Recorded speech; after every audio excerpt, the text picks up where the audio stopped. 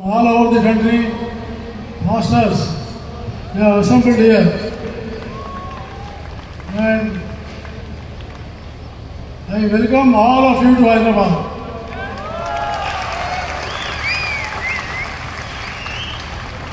And this holy conference is for the prayer.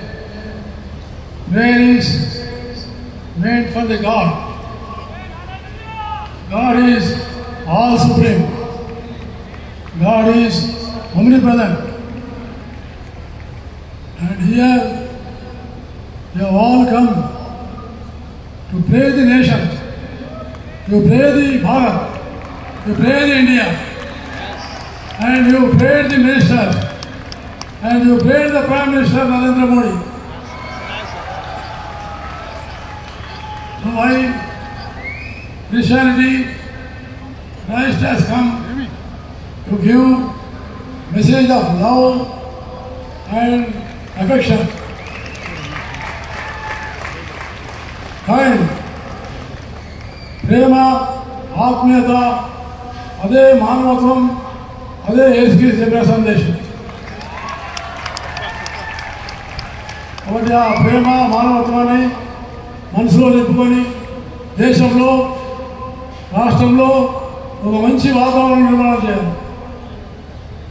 విద్య, వైద్యం, ఉపాధి, పేదరిక నిర్మూలన లాంటి అనేకమైనటువంటి సమస్యలకు మీరు అనేక విధాలుగా సూచనలు ఇచ్చి రాష్ట్రానికి, దేశానికి తప్పకుండా తోడ్పడతారని నేను మనసారా ఆశిస్తున్నాను.